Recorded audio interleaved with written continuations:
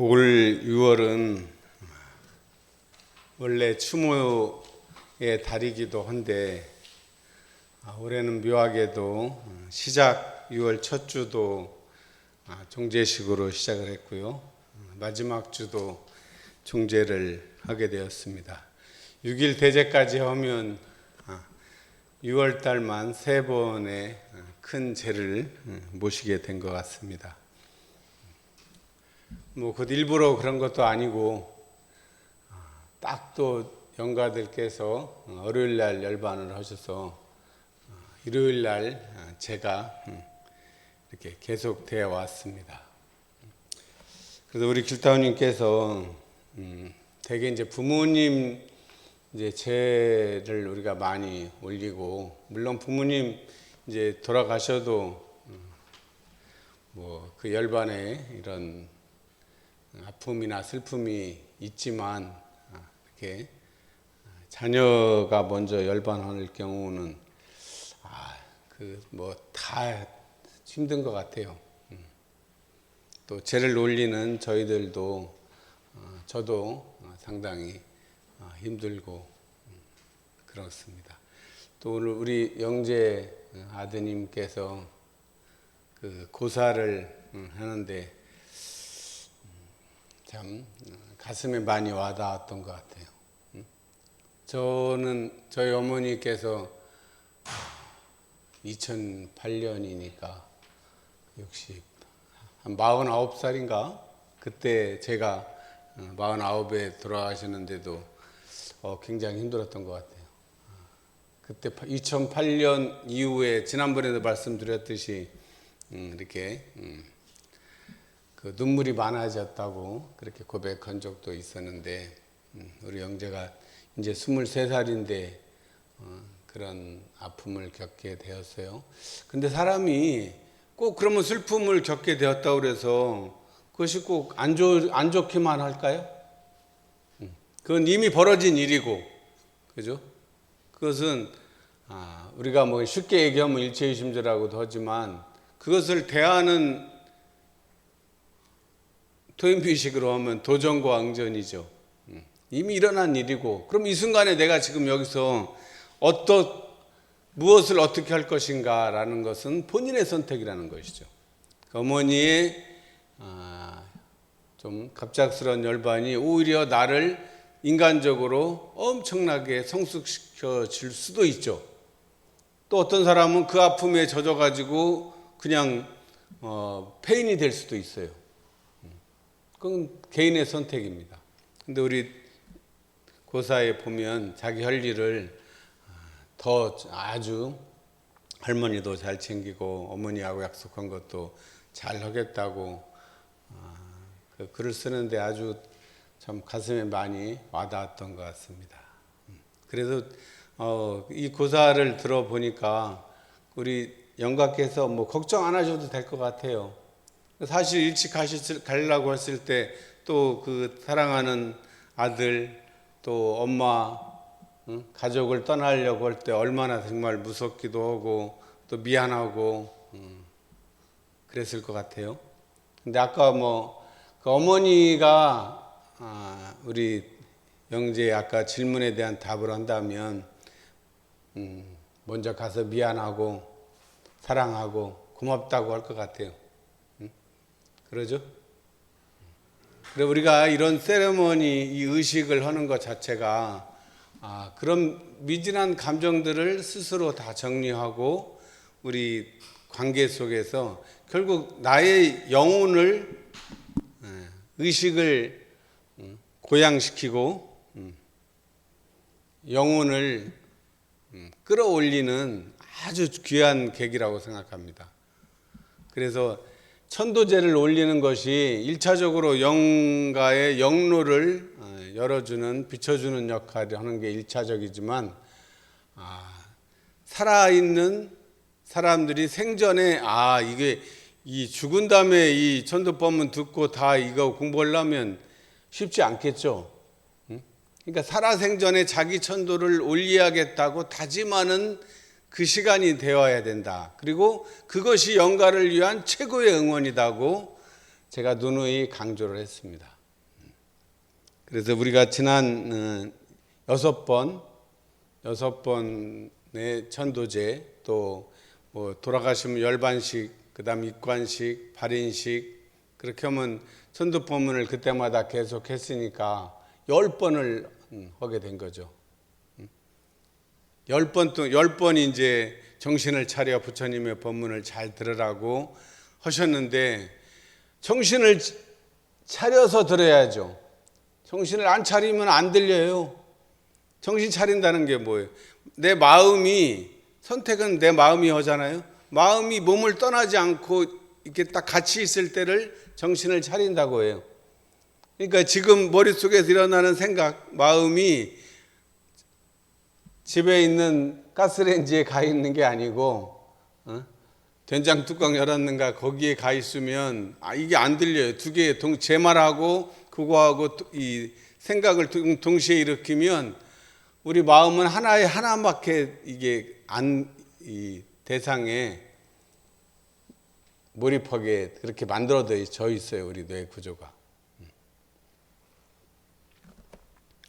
그래서 지난번 10번의 이제 천도법문을 했고, 그래서 천도법문에 대한 것은 충분히 설명을 드렸습니다. 천도법문은 지난번에 말씀드렸듯이 크게 4단락으로 나눠진다고 그랬죠. 첫 번째가 인과의 원리, 업을 포함한 인과의 원리에 대해서 첫 단락이 그렇게 되어 있고, 두 번째 단락은 성품의 원리, 자기 성품, 자성에 대한 원리를 밝힌 게 두 번째 단락이죠. 그러니까 두 번째 단락이 제일 중요해요. 세 번째 단락은 이제 새 몸을 받는 경로에 대해서 세 번째 단락에서 얘기했고, 마지막 단락에서는 이제 서원을 더욱 굳게 세우라고 하는, 그걸 저는 이론상 서원을 세우라 그렇게 해서 그 4단락으로 나누어지는데, 그것에 대한 말씀은 다 드렸습니다. 이미 인과의 업에 대한 얘기도 했고, 첫 번째 천도제 첫 번째는 천도제를 모시는 이유에 대해서 3가지로 말씀을 드렸고요. 두째 주에는 이제 주로 성주에 대한 설명을 해드렸고요. 그 다음에 또 이 청정법계 두라니니 법공의 노래의 가사에 담긴 그 뜻도 셋째 주에 설명드렸고, 넷째 주, 다섯째 주, 여섯째 주까지는 아까 말한 인과의 업의 원리, 또 세몸 받는 경로, 또 이론상 서원에 대한 얘기를 드렸습니다. 자, 오늘은 성품의 원리도 그 과정에서 다 드렸지만, 이 성품의 원리를 한 번 듣고 알 수가 없겠죠. 그래서 영가를 위해서도 해드리지만, 우리 살아생전에 자기를 천도하려는 그 마음을 가진 우리는 우리가 뭐 연구하듯이 매일 안 할 거 아니에요. 그러니까 제가 매일 성품의 원리에 대해서 말씀을 많이 드리잖아요. 그때 한번 지금이라도 이 시간만이라도 집중해서 잘 들으면 그렇지 하고 스스로 무릎을 치는 그날이 올 것입니다. 자, 오늘 그래서 주제는 성품짜리를 확연히 깨달아 아셨나이까. 이게 제가 만든 말이 아니고 천도법문에 보면 성품의 원리에 대해서 다 하시고, 영가시여 이제 이 성품짜리를 아셨나이까 이렇게 해도 되는데, 아셨나이까 갖고는 안 되고 깨달아 아셨나이까. 그냥 아셨나이까는 그냥 머리로만 하는 거는 아셨나는데, 깨달으면 요 가슴으로 몸으로 깨달았다는 그런 의미가 있는 것 같아요. 근데 대충 깨달아 아셨나이가 아니고 확연히 깨달아 알았다는. 확연이라는 것은 뭐예요? 확실하게 그 본연을 확실하게 아는 것을 확연이라 그래요. 그냥 그 있는 실상이 그냥 자연이 펼쳐지듯이 진리 실상이 그냥 확실히 이렇게 펼쳐진 느낌, 그걸 확연이라고 해석해 봅니다. 그래서 이 자리를 확연히 깨달아 아는 게 영가에게도 지금 마지막 지금 종제에 더욱 필요하고, 또 지금 이 얘기를 듣는 우리도 영가의 입장처럼 다 이걸 깨달아 알게 되면 이제 다 이 길을 누구든지 가야 되잖아요. 누구든지 이 길을 갈 겁니다. 이제 앞으로 여기 뭐 넉넉 잡고 100년 후에 여기 있을 사람 한 명도 없잖아요. 나는 예외인가요? 그렇단 말이에요. 이제 여기 누가 사람들이 이제 다른 사람들이 이 내가 앉던 자리에 다른 사람이 이제 앉아 있을 거랍니다. 변화하지만 변화하고, 그러니까 우리가 이제 이 자리에 있을 때 나는 이미 천도법문 우리 엄불교 내가 교당 생활하면서 많이 참석하고 설법을 들어서 나는 그 자리를 인과에 대한 자리도 알아. 그리고 성품 자리도 나는 확연히 알아. 그런다 그러면 죽은 다음에 갈 이 걱정이 없습니다. 아무 문제 없어요. 그래서 사실은 우리가 법사가 되면 천도법문 안 읽어줘요. 원래 천도제 할 때 천도법문 안 읽죠. 정사 이상은. 근데 나는 이거 사실은 내가 예를 들어 법사가 되는데 천도법문도 안 읽어주는데 이거 모르면은 이거 곤란할 거 아니에요. 뭐 그런 일은 없겠지만 어쨌든 그래서 스스로 자기가 이 죽은 후에 중비를 천도에 관한 공부를 부지런히 해야 된다는 거죠. 얼마 안 남으신 분들은 더 빨리 서둘러야 될 것이고, 젊은 사람은 나는 아직 멀었는데 뭐 앞으로 뭐 그런데 한번 묘한 것이 뭐든지 젊을 때 해야 될 일이 많은데 이 공부도 묘하게 젊을 때 해야 되더라고요. 되게 이제 뭐 수양은 나중에 이제 퇴임하고 할 일 없을 때 늙어서 해야 되지 그렇게 생각하잖아요. 근데 늙어서 보니까 어때? 막상 늙어서 하려고 그러니까 이제 힘이 없어서 안 된단 말이에요. 그래서 결국은 공부도 아무리 바빠도 젊을 때 힘 있을 때 하는 것이 훨씬 효과적이라는 거죠. 그리고 그렇게 해놔야 나중에 나이 들어서는 그것을 다시 유지하면서 확인하는 공부가 돼야지, 나중에 늙어가지고 인지에서부터 시작해서 알려고 하면 좀 뭐 안 되는 건 아니지만 조금 힘들겠죠. 그렇게 그런 전제를 해드립니다.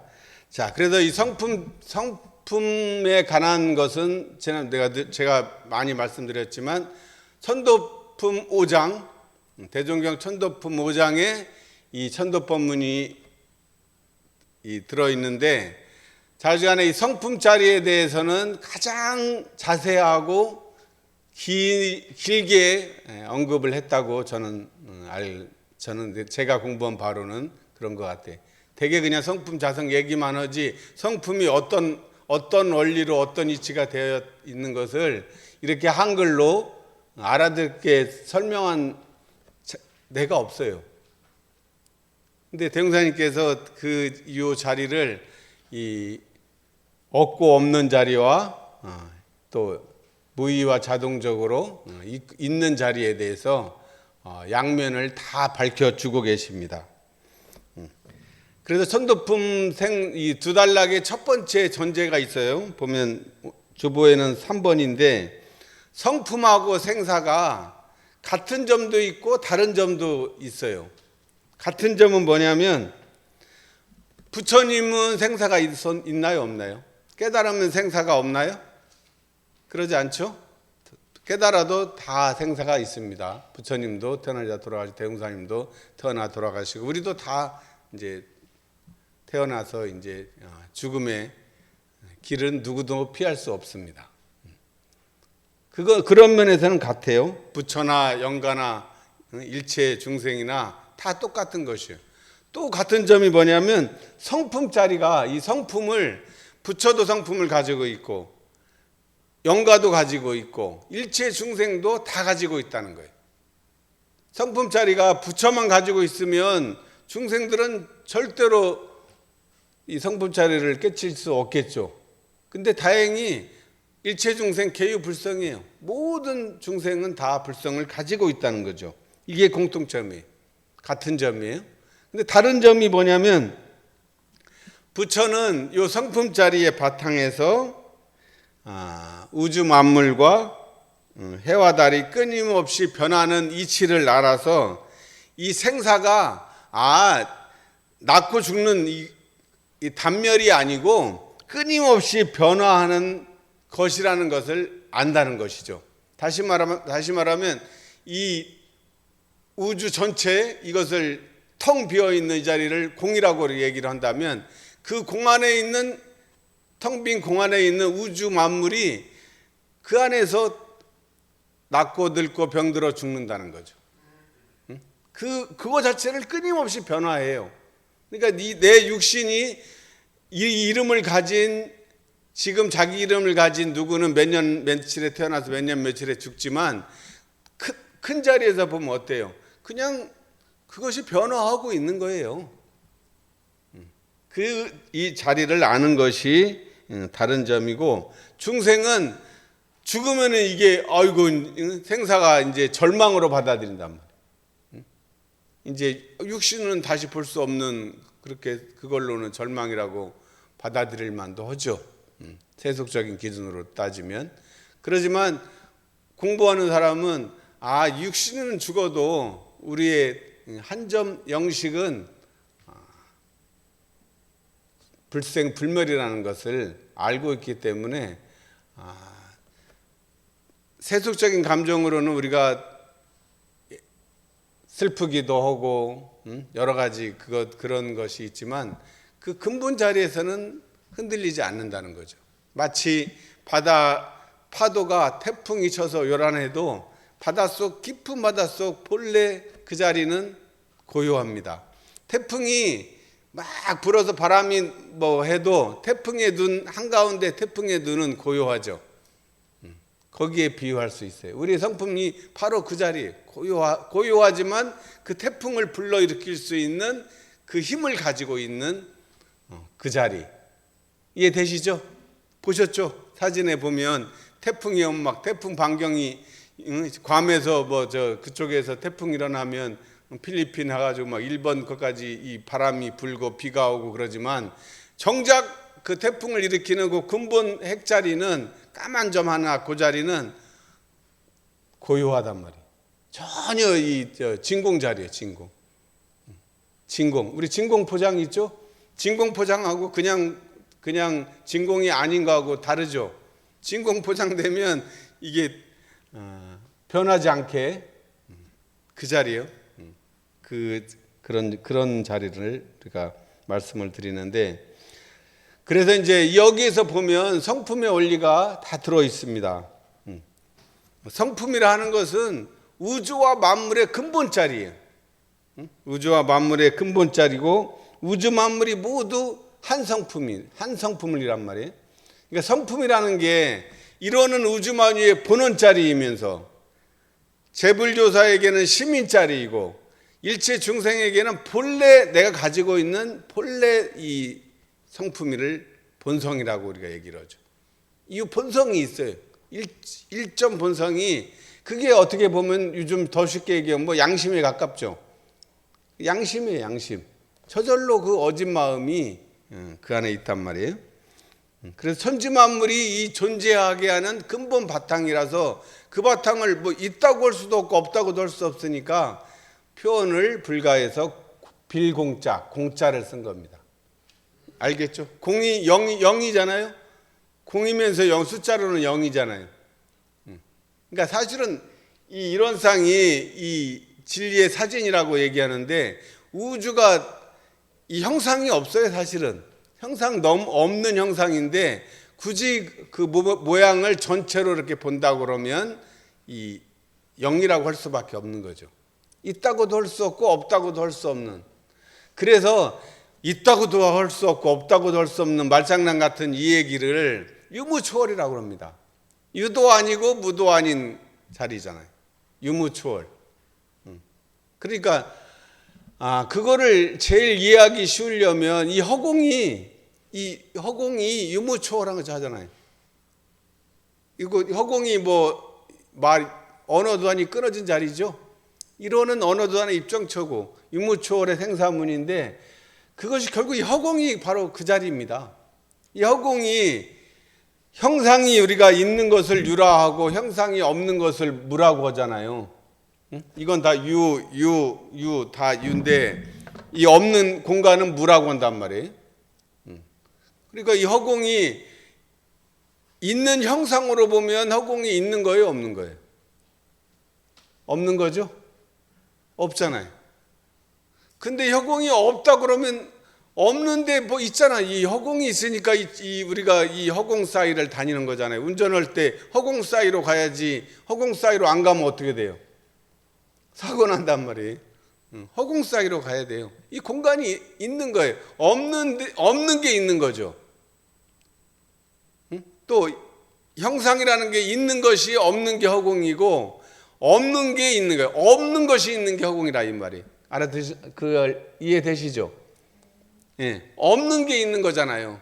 있는 형상 물질은 없는 것이고 없는 것이 있는 공간이 이 허공이다 이 말. 그게 이 공짜리에 제일 가까운 설명인 것 같아요. 그리고 이 공간, 이 우주 허공 빈 공간이 아무것도 없으면 이 안에 이 우주 대자연이 아무것도 생명 활동을 못 할 텐데 희한하게 유도 아니고 무도 아니고 그 자리인데 그 중에서 그 있는 것이 무의와 자동적으로 생겨요. 이 허공이 있으면 저절로 이 안에 공기가 있죠. 공기만 있는 게 아니라 보이지 않지만 전파 이런 것들이 이 공간이 눈에만 안 보일 뿐이지 엄청난 기운이 여기 지금 돌아다니고 있어요. 이 라디오 TV 이런 거 다 이 전기 이 안에 있는 이 허공 속에 있는 이 전파를 잡아가지고 영성화 시킨 거잖아요. 이게 없는 게 아니에요. 우리 눈에 안 보일 뿐이지. 자, 그래서 이것을 그 성품의 특성을 대형사님께서 없는 자리와 있는 자리로 설명을 했는데 그 없는 자리를 무심의 공간이라고 해석을 해보겠습니다. 우리 자성의 본래 자리는 없고 없는 자리예요. 없고 없는 자리니까 무심, 마음이 없는 거죠. 무심한 자리죠. 그러니까 우리가 보통 무심하다 그러면 안 좋은 뜻으로 많이 쓰이잖아요. 좀 생각을 이렇게 챙겨줘야 되는데 안 챙겨주는 사람을 애들 이렇게 무심하냐 너는 그러지만 사실은 무심 자체는 좋은 말이잖아요. 생각이 끊어진 자리, 어느 단의 입정처가 무심이죠. 그 공간을 얘기합니다. 그래서 이 공간은 특성이 뭐예요? 이 텅 빈 공간이 이름이 있어요? 한 이름도? 없고 한번 해봅시다. 한 이름도, 또 한 형상도, 가고 오는 것도. 이 공간 안에는 가고 오는 게 없어요. 동서남북이 우리가 정했으니까 동서남북이라고 할 뿐이지 공간은 그게 동서남북도 끊어진 자리잖아요. 또 이 허공이 죽고 나는 것도 허공인 죽고 나는 게 없죠. 우리 본성 자리에는 죽고 남이 없습니다. 생사가 없죠. 또 부처와 중생도 허무와 정멸도 없다는 말도 없다는 그 말도 없는 거야. 진짜 없는 거죠. 그러니까 그래서 진공이에요. 유도 한번 이제 아니오라고 유도 무도 유무초월한 자리니까 그것인데 그걸로만 끝났으면 진짜 그냥 텅 비었으니까 그냥 이걸로 게임 끝인데 살아 움직이는 이 생명체들을 다 어떻게 할 거예요? 그것인데 그 중에서 그 있는 것이 아까 무의와 자동적으로 생겨나서 이제 성주경으로 변화하는 이게 쉽게 말하면 시간이라는 거죠. 우리가 그것을 사람이 그 변화하는 것을 정해서 시간이라는 것으로서 시간 자체가 어디 내가 시간이라고 한 적은 없는데 그 변화의 속도가 일정하니까 시간으로 정한 거죠. 이미 사실은 바닷물이 여기 서해 바다에 밀물, 썰물, 조금, 살이 다 정해져 있어요. 이미 그 이치에 따라서 돌아갑니다.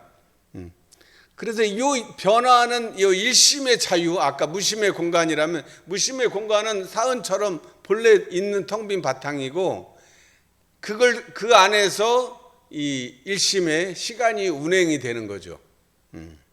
근데 그게 이제 우리가 마음 공부가 바로 그 역할을 하는 거죠. 마음의 자유를 얻자는 공부인데 그걸 대형사님께서 그 중에서 그 있는 것이 무의와 자동적으로 생겨나서 그렇게 표현하셨어요. 근데 그러면 이런 의문도 가질 수 있겠죠. 이런 세상이 텅 비어 있는데 이 텅 비어 있는 데서 왜 봄, 여름, 가을 뭐 생로병사, 추나추동, 음양상승이 왜 일어납니까? 라는 의문을 품을 수 있지 않겠어요? 근데 그 답은 저는 이렇게 해봅니다. 텅 비어 있으면 어때요? 시끄러워요? 조용해요? 고요하죠? 고요하면 어때요? 깨끗해요? 더러워요? 고요하면 깨끗합니다. 그리고 깨끗하면 어때요? 이 더러운 먼지가 있는데 그 먼지를 걸레로 닦으면 빛이 납니까? 안 납니까? 내가 이걸 빛을 만드는 것이 아닌데 그 먼지만 제거하면 깨끗하면 빛이 저절로 나게 돼 있어요. 내가 빛을 만든 게 아니고 빛이 원래 존재했었는데 단지 내가 빛을 가렸을 뿐이기 때문에 그래서 마음을 텅 비우면 고요해져요. 이 시끄러웠던 마음이 고요해지면 저절로 깨끗해져. 깨끗하면 빛이 나는 거라면 그거를 공적영지의 광명이라고 표현을 해요. 텅 비고 고요한 가운데서 신령스럽게 알아지는 광명. 내가 먼지만 닦았을 뿐인데 저절로 빛이 나는 거란 말이에요. 내가 먼지 닦으면서 빛을 넣어준 게 아니고 닦기만 하면 빛이 난단 말이에요. 그래서 이 우주 만물이니 이 해와 달의 변화도 결국은 빛의 변화예요. 요새 보면 요새 현대 물리학으로 보면 저절로 빛이 생겨나서 빛의 변화에 따라 우주는 성주계공으로 변화하는 거죠. 낮은 빛이 드러날 때고 밤은 빛이 이제 보이지 않을 때를 밤이라고 한단 말이에요. 그걸 주야 하루잖아요. 그 12시간 해서 그다음에 그것이 한 달 되면 1개월이 바뀌고 3달이 바뀌면 계절이 바뀌어. 그죠? 그래서 그거를 계절을 봄, 여름, 가을, 추나 추동이 지나면 1년이 이제 바뀌는 거죠. 그렇게 해서 1년, 10년, 20년, 30년 그렇게 살다가 가는 거란 말이에요. 자, 그래서 그렇게 보면 해와 달이 오늘 이 동해 바다에서 뜬 해가 저녁에 서해 바다로 졌는데 그거 바다에 빠졌다고 걱정하는 사람, 어쨌든 간에 그런 사람 없죠?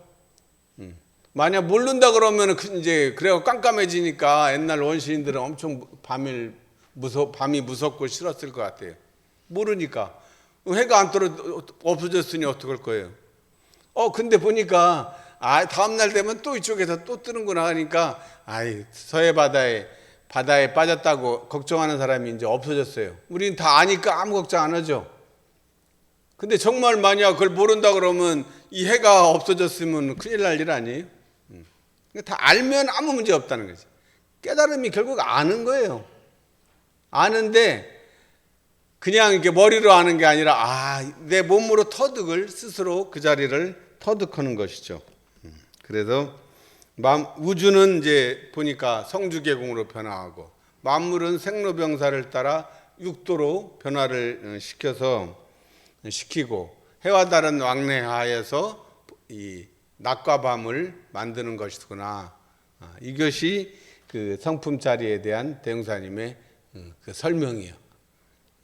우리가 본래 가지고 있는 성품이 없고 없는 절대의 자리인데 그 마음이 바탕하면 우리가 일심의 이 현실 세계를 내가 임의로 변화시킬 수 있는 그 힘을 가지고 있다는 말씀을 성품의 원리에서 말씀을 해주시고 계십니다.